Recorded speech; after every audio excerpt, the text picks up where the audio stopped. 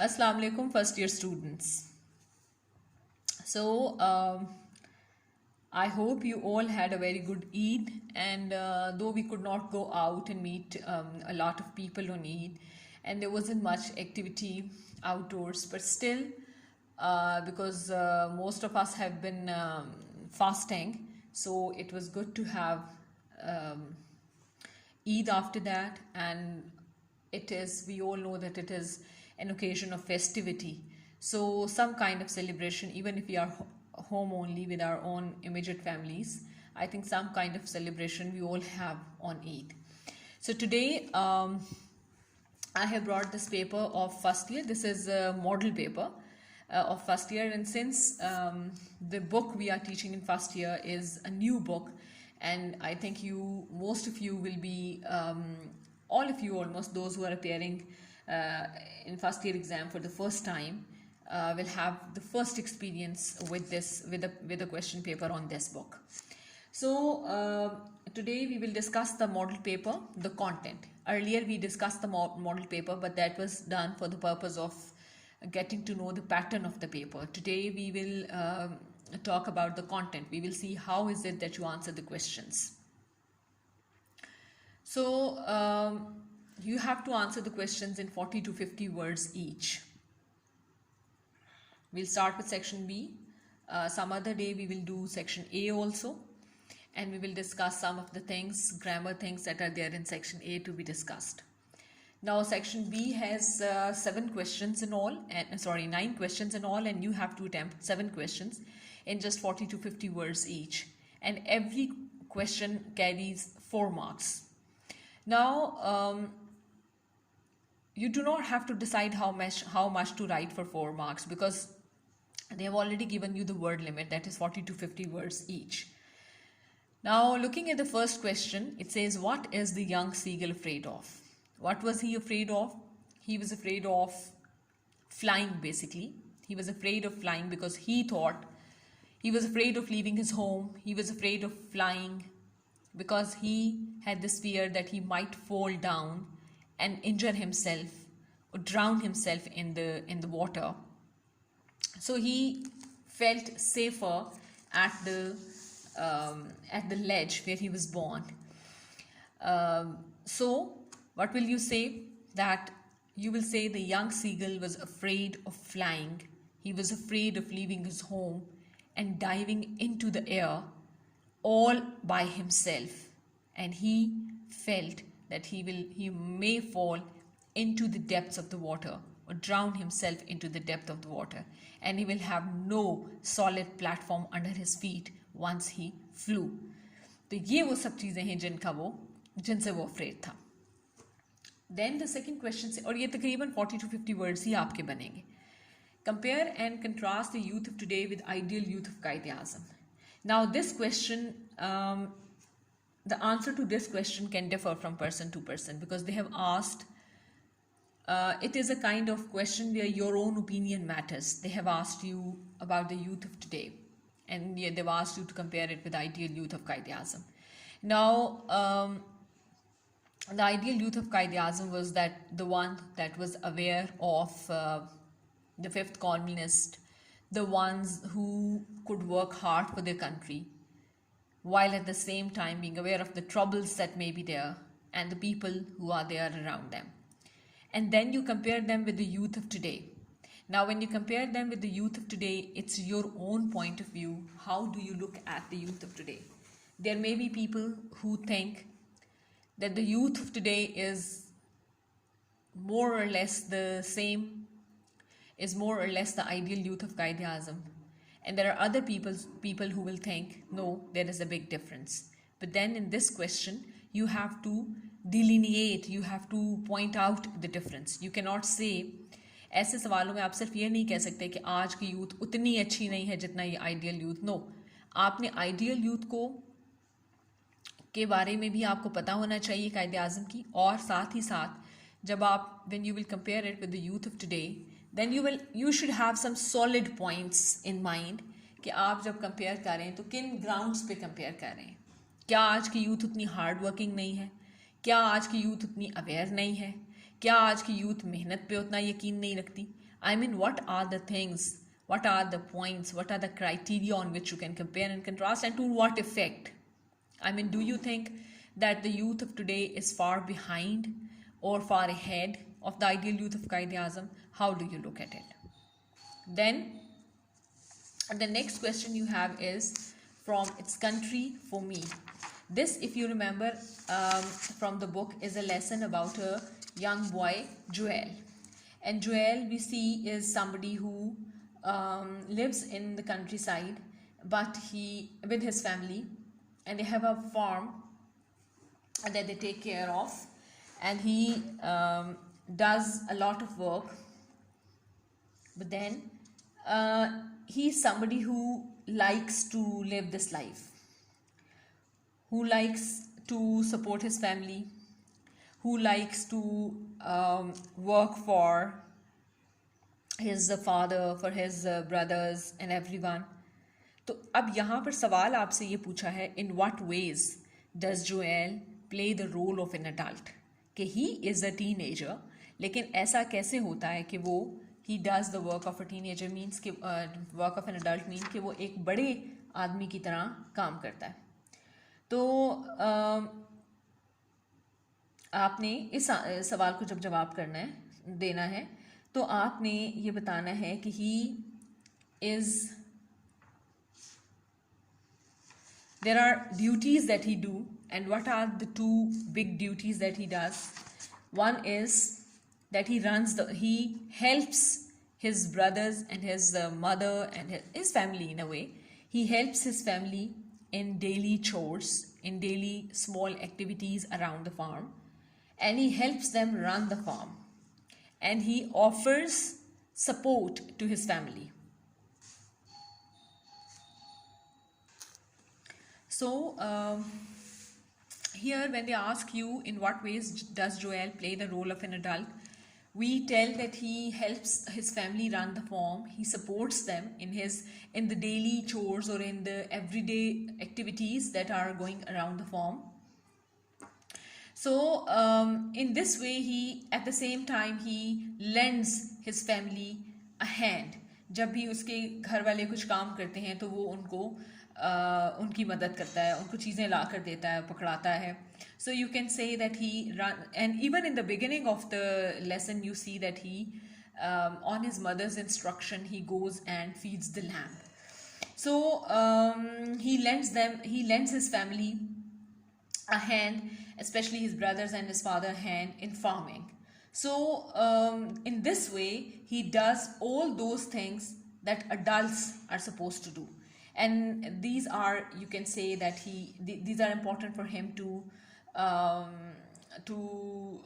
learn farming also. Now coming to the next question is from Importance of the Family, that is not included this time. Why does Peter ask his father to cut the blanket in two? Now this is a why question. Please keep it in mind that why questions are supposed to give reasons behind things. If you look at the first question, it was a what question. So you told what exactly was the seagull afraid of. We said he was afraid of flying, of diving into the air independently. The second question was about comparing and contrasting. When you compare and contrast, you have some point of comparison against which you compare and contrast. Then in the next question it said in what ways. And now in what ways it is you state the ways, you describe it. Then the fourth question says, the fifth in this case, why. Now in why you give the reasons. So you say he cuts the blanket in two because he wants to make his father realize. अच्छा, इससे पहले आप ये कहेंगे कि इसके literal reason बताएंगे जो वो खुद देता है reason, और वो क्या है?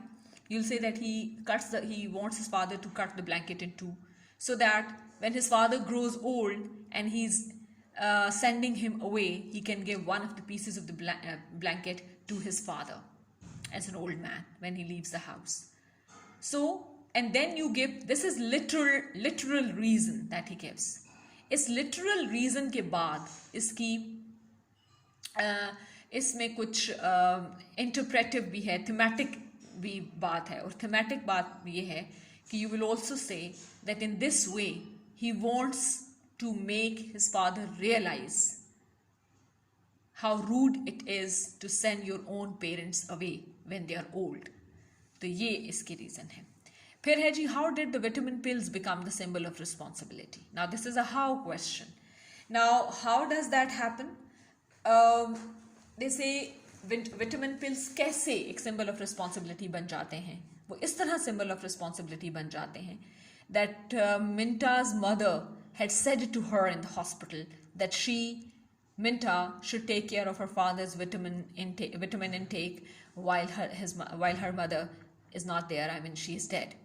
So when Minta takes up the responsibility of the house, जब वो पूरे घर की वो जिम्मेदारियां उठा लेती जो उसकी माँ ने उठाई थी, उसकी माँ फुलफिल करती थी, तो विटामिन पिल्स को वो ध्यान से रख देती है सामने ही, so that she or her father do not forget कि उन्होंने विटामिन पिल्स लेने हैं। In this way, Minta उस रिस्पॉन्सिबिलिटी को that has befallen her shoulders उसको पूरा करती है by offering and by remembering that she has to take care of her father's vitamin pills. तो वो कैसे symbol of responsibility बन जाती हैं? वो ऐसे symbol of responsibility बन जाती हैं कि she is trying to do what her mother used to do, and she is trying to fulfill the responsibility that her mother had assigned to her. So in a way she's trying to replace the role of her mother as the responsible caretaker of the house, and she is doing the same. ये जो अगले 3 questions हैं ये इसमें शामिल नहीं हैं इस बुक, मतलब बुक में तो है लेकिन इस टाइम 2021 के एग्ज़ाम में ये आपके रिड्यूस सिलेबस में आते हैं। अच्छा, हम आ जाते हैं अगले क्वेश्चन पे जो कि पोइट्री पे है। अच्छा, ये जो पोइट्री का क्वेश्चन है ये आपने याद रखना है कि इसमें 2 चीज़ें हैं आपको जो बताई हैं। पहली है एक ऐसा क्वेश्चन है, 2 पार्ट्स हैं बेसिकली। एक क्वेश्चन स्टैंजा के ऊपर है, गिवन स्टैंजास के ऊपर 3 क्वेश्चंस हैं, और फिर एक बिल्कुल ही अलग क्वेश्चन है जो थीमेटिक है बेसिकली इन नेचर। पहला जो पार्ट है उसमें 3 क्वेश्चंस हैं of 2 marks each. Word limit कोई नहीं है, लेकिन इसका ये मतलब हरगिज़ नहीं है that you are writing very long answers to these, because 2 marks question means a very short answer. आपको स्टेंजा दिया है the world is too much with us में से, तो अब आ जाइए जरा क्वेश्चंस पे। और इसमें एक बड़ी इंपॉर्टेंट जो क्वेश्चन है वो पहला क्वेश्चन है, paraphrase the first 2 lines of the stanza. मुझसे कमेंट्स में किसी ने पूछा कि पैराफ्रेजिंग में क्या हमने पोएट का नाम लिखना होता है? Do we start with the poet, the name of the poet is so and so, या कोई भी और डिटेल? तो अच्छा है कि हम ये बात भी कर लें। वैसे मैं कोशिश करूँगी कि एक सेपरेट वीडियो भी किसी वक्त बनाऊँ के हाउ टू पैराफ्रेज, के पैराफ्रेजिंग कैसे की जाती है। लेकिन अभी के लिए मैं आपको ये ज़रूर बताऊँगी कि पैराफ्रेजिंग कैसे करते हैं। पैराफ्रेजिंग बेसिकली वही काम है जो आप उर्दू की पोएम में किसी भी नज़म को जब नसर की शक्ल में लिखते हैं, प्रोज़ की फॉर्म में लिखते हैं, तो वो जो आप काम करते हैं नज़म को नसर की फॉर्म में लिखना, दैट इज़ पैराफ्रेजिंग।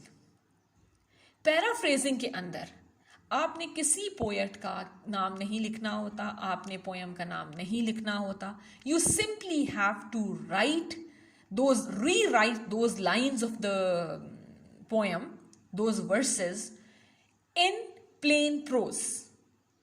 2 चीज़ें अब इसमें मैंने आपको बता दी, प्लेन और प्रोज।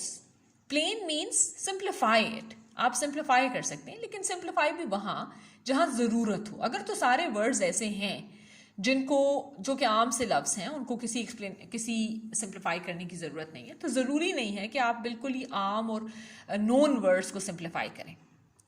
अगर आप समझते हैं अच्छा कि कोई मुश्किल लफ्ज़ हैं तो उनको आप सिंप्लीफाई करें। और वो भी इस तरह नहीं कि by writing long definitions of those words, no, just by replacing them with a simpler word, plainer word. And then the second thing I say is that it's a prose. Prose is nasr, basically, is when you write not like poetry, but like an essay or a story. So, when you paraphrase, अच्छा, आप कुछ भी paraphrase में, एक बहुत important बात यह है कि आप paraphrase में कुछ भी अपने पास से शामिल नहीं करते. आप कोई एक्सप्लेनेशन, कोई इंटरप्रिटेशन, कोई थीम खुद से शामिल नहीं करते. सिर्फ वही चीज़ें होती हैं जो ऑलरेडी गिवन होती हैं, उसके अलावा आप कुछ शामिल नहीं करते. आप ये नहीं कहते कि पोएट ने कहा है तो उसका ये मतलब है, या वो यूं कहना चाह रहा है, या वो ये सजेस्ट करना चाह रहा है. No, you only write what is already written. It's a kind of rewriting that in plain prose. So what do you say here? इन्होंने यहां कहा है कि पहली दो लाइंस ऑफ द स्टेंजा को पैराफ्रेज करें. क्या है पहली दो लाइंस? It moves us not, great God, I rather be a pagan, suckled in a creed outworn. अब क्या कह रहा है, पहले आप अंडरस्टैंड करें कि राइटर क्या कह रहा है. पहले पार्ट में वो कहता है इट मूव्स अस नॉट, कि हम पे असर नहीं होता इन सब चीजों का. And then he speaks to God and he says, great God, ऐसा क्रिश्चियन होने से तो बेहतर है कि मैं किसी पुरानी भुलाई गई, बिल्कुल भूली भटकी पुरानी, जिसको लोग भूल चुके हैं, ऐसे किसी मजहब को अपना लूं बजाय के मैं एक डिवाउट क्रिश्चियन हूं. अब इसको आपने पैराफ्रेज करना है, तो आप सिंपल इसी तरह पैराफ्रेज कर देंगे. क्या कहेंगे आप? कोई नहीं स्टार्ट करेंगे पोएट ने कहा है, ये वो कहा है, कुछ भी नहीं. You will simply start like, we are not moved by it. Great God, I would rather be a pagan following an outworn creed, an outworn faith. Creed को आप चाहें तो आप वो कर सकते हैं, ट्रांसलेट कर सकते हैं into faith या into belief system. अदरवाइज आपको इसमें किसी भी चीज को ट्रांसलेट करने की जरूरत नहीं है.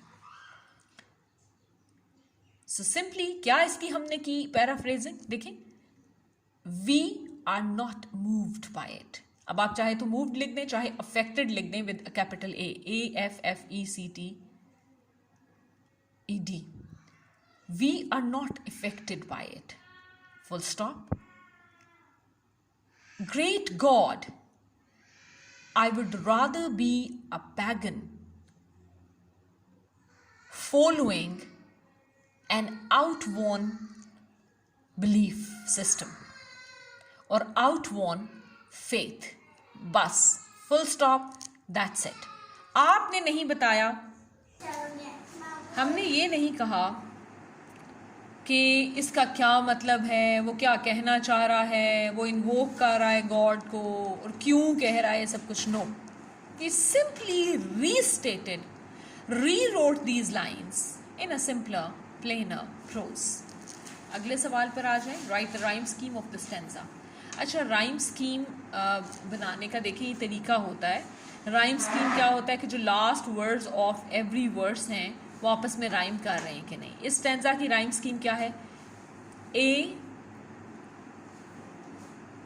B A B A B. इसका मतलब, क्योंकि देखें अगर हम फर्स्ट साउंड को ए कह दें तो ये साउंड फर्स्ट, थर्ड और फिफ्थ लाइन में है, और ये जो ऑन साउंड है, वॉन, फॉलोन, हॉन, ये सेकेंड, फोर्थ और सिक्स लाइन में. तो आप कह देंगे कि ये A B A B A B, this is the rhyme scheme of the stanza. I will try कि मैं राइम स्कीम के ऊपर और पैराफ्रेज के ऊपर कुछ डिफरेंट वीडियोस भी बनाऊं, आपको पता चले कि राइम स्कीम कैसे निकाली जाती है, कैसे लिखी जाती है. तो इस you will say the rhyme scheme of the stanza is A B A B A B. Full stop. आप किसी ए बी को आप स्मॉल लिखेंगे लेटर्स में, कोई इन्वर्टेड कॉमर्स, कोई दूसरे कॉमर्स, कोई फुल स्टॉप्स, कोई स्पेसेस इसमें नहीं देंगे. फिर वो कहते हैं describe any two of the scenes from nature mentioned in this stanza. इस स्टेंजा में कोई से 2 सीन्स बताएं जो उसने नेचर के आपको बताए हैं. तो नेचुरल सीन्स इसमें क्या हैं? एक तो वो कहता है कि I am standing on a grassy land. ये अगर आप लाइन नंबर 3 में देखें, he says might I standing on this pleasant lea have glimpses that would make me less forlorn. तो वो चाहता है कि वो एक ग्रासी ओपन लैंड में खड़ा हो, उसके सामने वहाँ पर मौजूद हो. ये एक नेचुरल सीन है. फिर एक नेचुरल सीन क्या है आपके पास? दूसरा नेचुरल सीन क्या है? दूसरा नेचर सीन आपके पास है जी, have sight of Proteus rising from the sea, और hear old Cretan Triton blow his wreath on. ये have sight of Proteus rising from the sea, कि समंदर के अंदर से, क्योंकि ये जो प्रोटियस था ही वाज सी गॉड, और ये डिफरेंट शेप्स अटेन कर सकता था, अस्यूम कर सकता था. तो वो कहता है कि I can have this, I can witness this scene where Proteus is rising out of the sea. ये 2 नेचुरल सीन्स या सीन्स फ्रॉम नेचर उसने डिस्क्राइब किए हैं. ठीक है, वी विल स्टॉप हियर. इंशाल्लाह अपनी नेक्स्ट वीडियो में हम बात करेंगे कि ये जो थीम ऑफ द पोएम है उसको कैसे लिखा जाता है, जैसे आपका बी पार्ट है, इसको कैसे अटेम्प्ट किया जाता है, और साथ ही साथ हम आगे सेक्शन सी की तरफ भी चलेंगे. गौर से सुनिए, जो हमने ये सारे क्वेश्चंस आज अटेम्प्ट किए हैं, बहुत अच्छा हो कि आप इन्हें पेपर पेंसिल पे अटेम्प्ट करें खुद, और देखें कि whether you are able to answer these questions in the given word limit or not. Okay, thank you very much.